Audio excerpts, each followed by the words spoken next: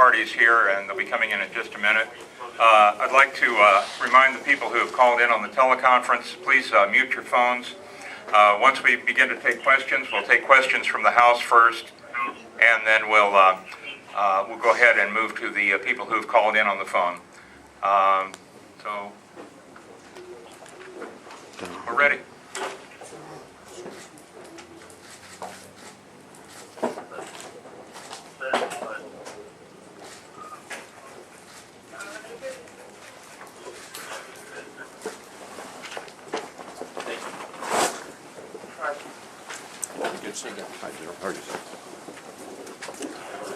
Now, once again, I ask the people who are calling in on the teleconference to be sure to mute your phones. Thank you for joining us here today for a press conference to talk about the local flooding situation.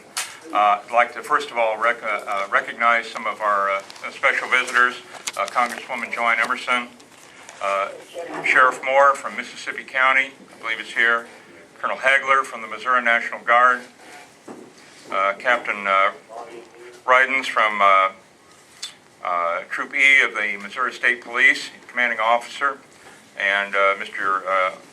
Chief Juden from the Sykeston Department of Public Safety. Anyone else that I missed may have come in that would like to be recognized? Okay, thank you very much. I'd like to introduce the people who are going to be on our panel today. First of all, Major General Michael Walsh, who is commander of the Corps' Mississippi Valley Division and also president of the Mississippi River Commission. Major General John Peabody, who is commander of the Great Lakes and Ohio River Division for the Corps and also a Mississippi River Commission member. Mr. R.D. James, local resident and member of the Commission, and Colonel Bernie Reichling, who is the commander of the Memphis District in which this area of the country lies.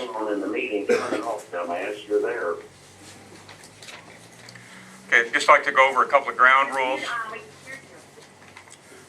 And first of all, I'd like to remind you that we are engaging social media to get the word out as much as possible.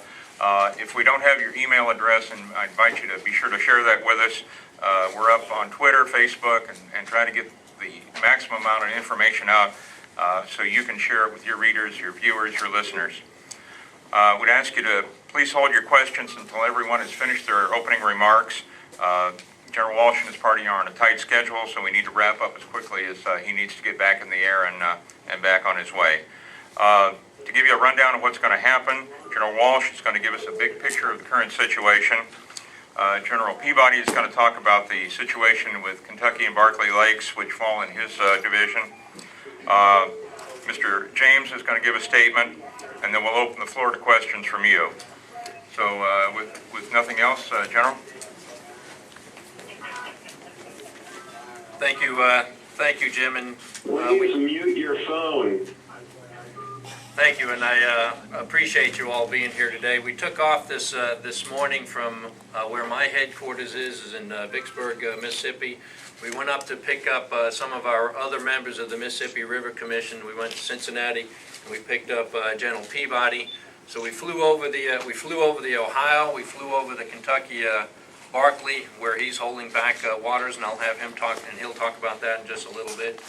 And we flew over the system, and as you guys know, it is full. There is water in places where we hadn't ever seen it before. And then we flew into this area, and we picked up R.D. James, our third member that we have here today from the Mississippi River Commission.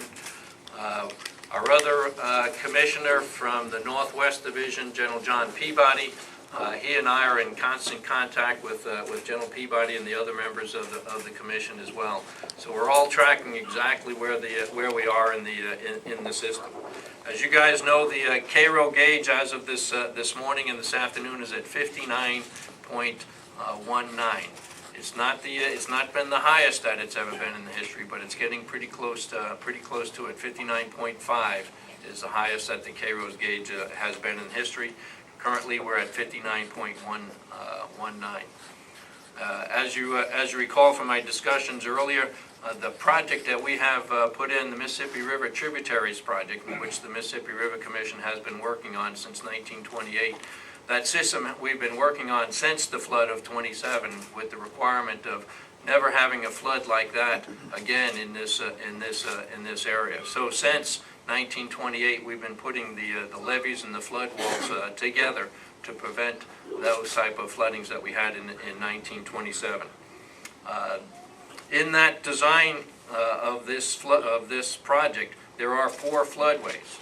One of those floodways is here at Bird Point, New Madrid, and the other 3 are down towards Louisiana. So we've already talked with the folks down in Louisiana and talked to people who will be at the Moganza and the Bonnie Carey spillway, that we may be opening up those floodways as well. And so this is an event that may use all of the resources that we have to control this level of flooding that we have in the system.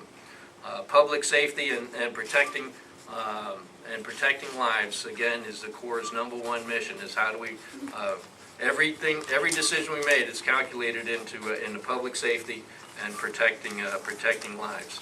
We have hundreds of engineers and scientists from throughout the Corps working with us and the National Weather Service, making sure that we've got the latest and best information that we can as we address the issue, the unprecedented issue of how we have so much water in our systems and how we address that. So we've got all the folks from my division working from St. Louis on down, working the Mississippi, and General Peabody will talk a little bit about what he's got going in his area. But it's even more than what we have in our 3 divisions. We also have the latest from our Research and Development Center as well, working with us, trying to predict where we're going and the engineering uncertainties as we move forward. It's certainly, and I mentioned last time, I know many of you personally, this is certainly a fight at the human dimension, and I know that the price being paid is high. As I flew over, I saw numbers of structures and facilities underwater, and people evacuating, and certainly this is being fought on the human dimension as well. This mission is extraordinarily complex. As we designed the system, there's parts of it that's not behaving in the way that we had thought, and there's a lot of areas where we're having underseepage, where we have our engineers and scientists working on how to work that underseepage. We're putting in sand berms as well as water berms, and we're putting a lot of sand boil fights going on at Cairo, at Fulton County, and a number of different areas up and down the river.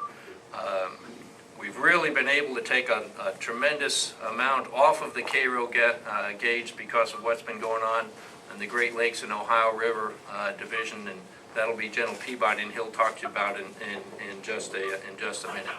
Now, I have ordered the motor vessel Mississippi, which was at Hickman, Kentucky, standing by with the slurry mix. I have ordered them from Hickman, Kentucky, to move to Bird's Point, and they should be arriving in the next couple of hours.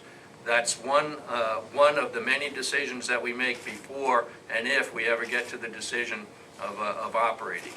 After that, the next decision is to take the barges and pre-position them. The next one is to charge the pipes, and the next one is to operate. So there's still a lot of decision points as we move forward in this event.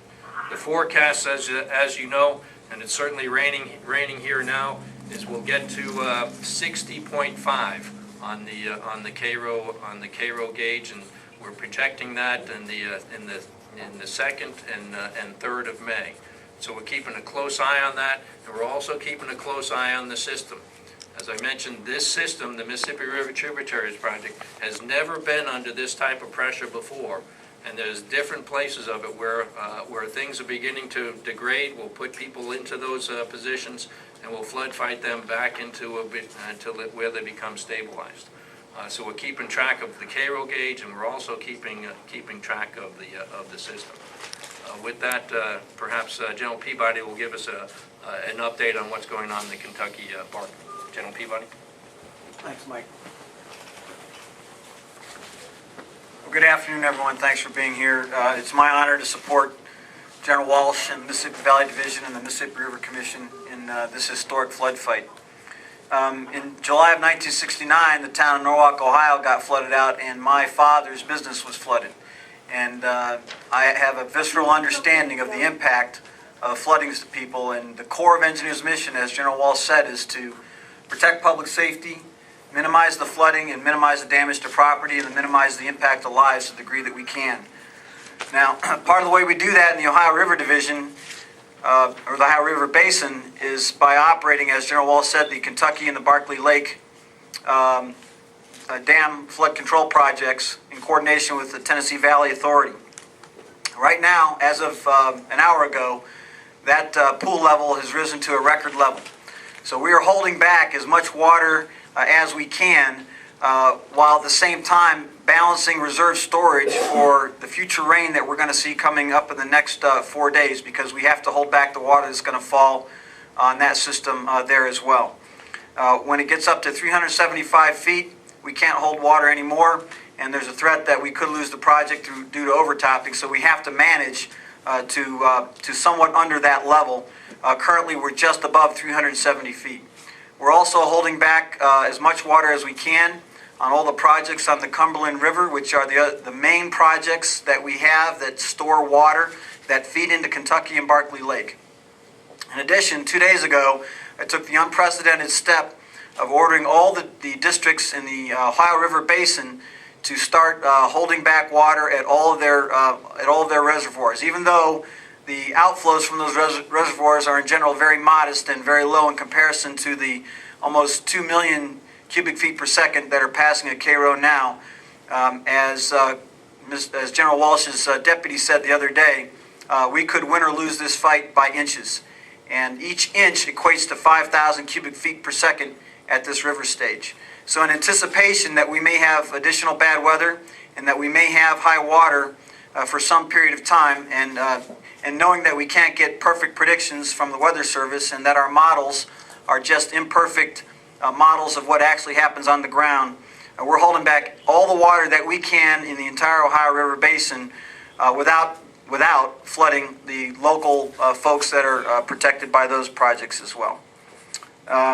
And I'll be happy to support General Walsh with any questions at the end of the conference. General Walsh, thanks for your support, and thanks for allowing me to be part of this. Appreciate it. Thank you. Mr. James?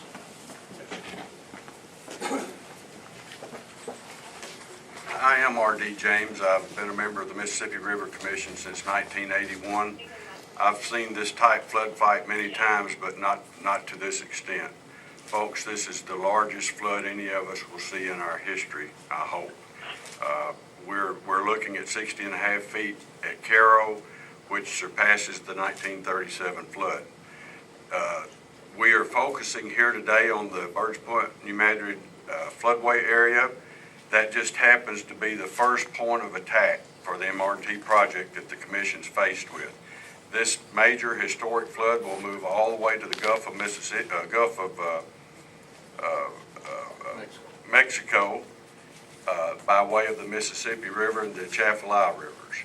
We will be having to fight this same type fight all the way down there.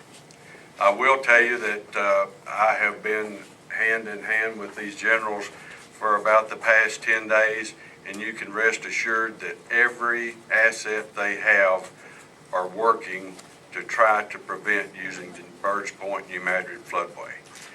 That may come, it may have to be executed as part of the law of 1928, but they're holding off and doing everything they can, including trying to help Cairo, trying to help Western Kentucky, and everyone else affected by this flood.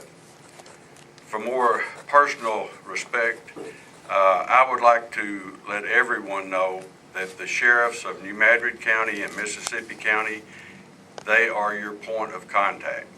If you have any concerns, any fears, if you want to leave your areas, whether you need to, whether you don't, they are your points of contact. They are working hand in hand with the National Guard of the state of Missouri. Those people are on hand to assist in any way they can. There's concern about the setback levee that East Prairie is adjacent to. As far as we know at this time, that setback levee is in very good condition and will hold even if the Virgin